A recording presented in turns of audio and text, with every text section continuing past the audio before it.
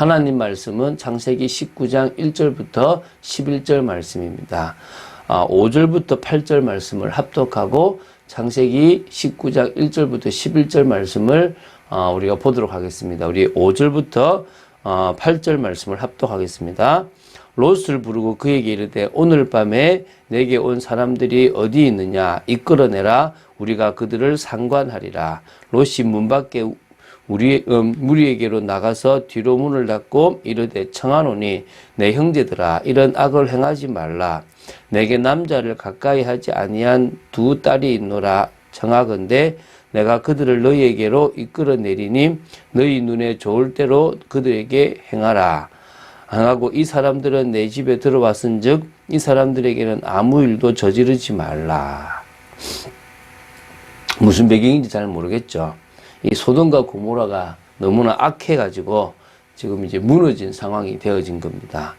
자, 우리 오늘 보게 될 창세기 19장 1절부터 12절은 이미 아브라함에게 이 심판이 예고된 소돔성의 사람들의 이 죄악상을 단적으로 보여주고 있는 내용입니다. 어느 정도 죄악이 가득한지를 알 수 있는 사건이 나오죠. 소돔성 사람들은 롯의 집을 방문한 두 천사를 정말 집단적으로 성폭행하려고 했습니다. 이러한 사실은 소돔 사람들이 타락할 대로 타락한 그런 멸망의 자식들로서 소돔의 멸망이 필연적일 수밖에 없다는 것을 보여주고 있습니다. 어느 시대나 악이 가득해지면 거의 똑같은 어떤 방향으로 타락하고 이제 멸망해 간다는 것을 볼 수 있습니다. 그걸 우리는 역사로 봤고 또 지금 이 삶 속에서도 볼 수 있습니다. 그래서 우리는 이런 시대를 보면서 정말 우리가 하나님 앞에서 해야 될 중요한 사역들을 감당해야 될 줄로 믿습니다.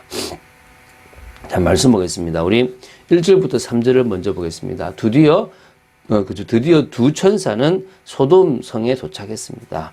저녁 때에 도착한 거죠. 사실 그 당시 손님을 대접하는 풍습이 있기 때문에 어느 집에 가려고 한다면 자신을 대접하기 원하는 사람들이 오기까지 어떤 성문에 앉아서 이렇게 이제 기다립니다. 근데 두 천사는 누가 오기를 기다린 건 사실은 아닙니다. 뭐냐면 이 성이 어떤지를 보기 위해서 그 이제 성문 안에서 이제 앉아서 성문에 앉아서 지금 기다리고 있었다라고 보시면 됩니다. 그런데 이제 이때 누가 옵니까? 롯이 이 두 천사를 보고 영접하고 땅에 엎드려 이제 절을 했습니다. 이제 아브라함하고 비슷하죠.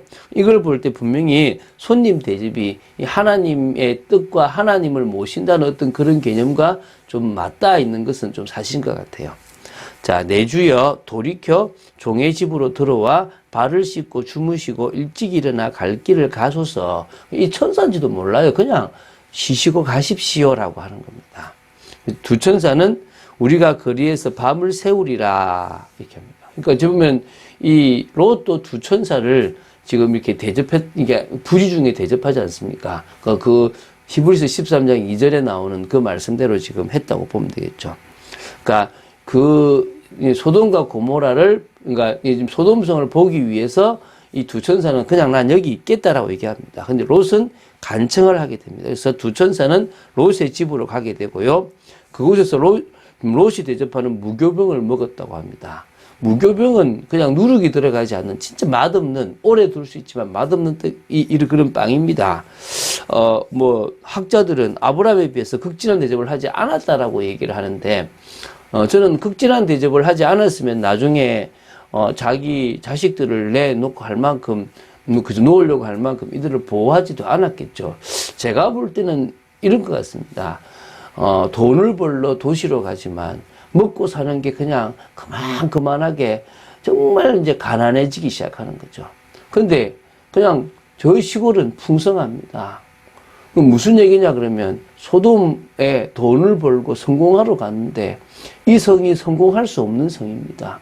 오히려 지나면 지날수록 강팍해지고 가난해지고 퍽퍽해지고 힘든 그런 이 롯의 삶이 아닐까. 여러분 돈 따라가면 저는 이렇다고 생각됩니다. 그냥 돈 따라가면, 정말 돈 따라가고, 이 정말 세상 따라가면 어느 순간에 아무것도 없는 빈 털털이 인생을 살아갈 수도 있습니다. 여러분, 그래서 은혜 따라가야 되는 거예요. 그래서 말씀 따라가야 되는 겁니다. 자, 우리 4절부터 8절 말씀을 보겠습니다. 자, 두 천사가, 이제 자기 위해서 눕기 전에 그 성의 사람들이 다 모여 그 집을 애워쌌다고 나옵니다. 얼마나 제약이 가득한지 소돔 백성들이 노소를 나이 많고 젊은이를 막론하고 원건에서 전체 다 모였다고 합니다. 미쳤죠, 이거. 사람 한 명 오면 이제는 새로운 사람 왔다. 야, 그 사람 가면 성관계 가져보자고 다 모이는 거예요. 이 심판을 받아야 할 정도가 된 거예요. 소돔의 백성들은 롯의 집에 와서 롯을 부르며 오늘 너의 집에 들어간 두 사람을 이끌어내라는 겁니다. 그들과 상관하겠다. 이 야다 알겠다는 거거든요. 그걸 뭡니까? 성관계를 가지겠다는 거예요. 이 동성애까지도 하겠다. 왜 남자도 오니까 그렇죠. 그러니까 타락하여서요. 멸망 이전에는 이 동성애까지 가게 되는 것입니다. 우리가 동성애에 대해서 이야기를 좀 한다면 할 게 많죠. 무조건 동성애 나쁘다. 맞아, 나쁘죠. 근데 동성애를 하고 있는 사람들은, 어떤 사람들은 자신이 실수로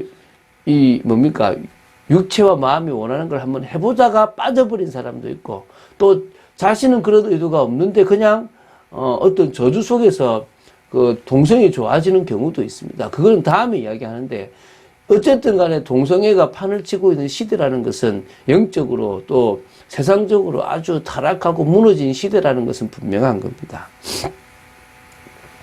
자, 그래서 롯은 이 상황을 좀 놀라지 않습니다. 왜 이렇지? 오늘따라 왜 이러지? 이게 아니라, 또 지금 일어나는구나. 오늘 이 밤에 또 이런 일이 당연히 일어나는구나 싶은 겁니다. 이 정도로 소돔성은 타락한 거죠. 이제 문을 닫고 이제 그들 앞에 간청을 합니다. 이런 악을 행하지 말라.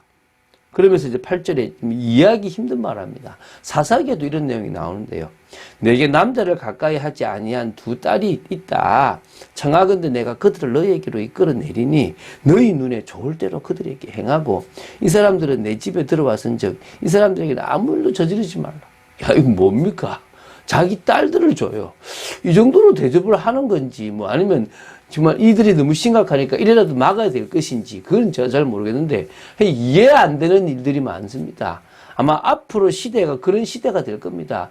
그냥 옛날 사람들이 볼 때는 너무나 이해 안 되는 건데 그들에게는 당연한 시대가 되어져 갈 수 있습니다. 그래서요, 지금 진짜 이 정도로 악이 가득한 겁니다. 자, 이제 19절부터 11절 보겠습니다. 소돔성의 사람들은 전혀 그럴 마음이 없습니다. 너는 물러나라! 이 자가 들어와서 거류하면서 우리의 법관이 되려 하는도다. 이제 우리가 그들보다 너를 더 헤아리라. 이게 무슨 얘기냐면요. 그러니까 롯은 의인이 맞습니다. 힘없는 의인입니다. 영향도 미치지 못하는 의인입니다. 세상을 따라간 의인입니다. 근데 그곳에서도 하면 안 된다는 일을 하지 말라고 한 거죠. 네가 법관이냐? 왜 우리한테 이래라 저래라 그러냐? 맞다 틀리다고 왜 이야기를 하냐라고 얘기하는 겁니다. 안 되겠다. 너부터 지금 우리가 조져야 되겠다. 이렇게 나온 겁니다. 자, 이게 얼마나 지금 악한 시대인지 아시겠죠? 자, 지금 이때 이제 두 천사가 오히려 롯을 집으로 끌어들이고 문을 닫고 문 밖에 무리를 대소를 막론하고 그 눈을 어둡게 해버립니다. 이제는 뭡니까? 이 영육간에 다 어두워져 버린 거죠. 문을 제대로 찾을 수 없을 만큼 어두워진 겁니다. 이제 이때부터 이제 이 멸망이 시작된 겁니다. 하나님이 세상을 가만히 두면 세상은 이렇게 죄악으로 가득한 곳이 되어집니다. 소돔은 더 심했기 때문에 결국 유황불로 멸망했습니다. 앞으로 우리 이 세상도 죄악으로 가득하게 되면 이런 시대가 될 것입니다. 그러면 또 심판을 받게 되겠죠.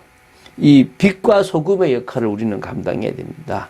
그리고 빨리 하나님이 원하시는 언약을 성취하고 하나님의 그 뜻을 이루는, 그래서 주님께서 우리를 맞으러 오시는 이 재림주로 오시는 그때를 우리는 빨리 준비해야 될 줄로 믿습니다. 그래서 우리는 갑절의 능력이 필요합니다. 이 세상을 살아가는데 오히려 1950년대 또 그 전에 또 이 1970년, 80년대에 그들이 성령 충만 받았던 것보다 우리는 더 큰 성령 충만을 받지 않으면 어렵습니다. 우리도 모르게 편하게 가려고 하고 우리도 모르게 그냥 안주하려고 하는 모습들이 있습니다.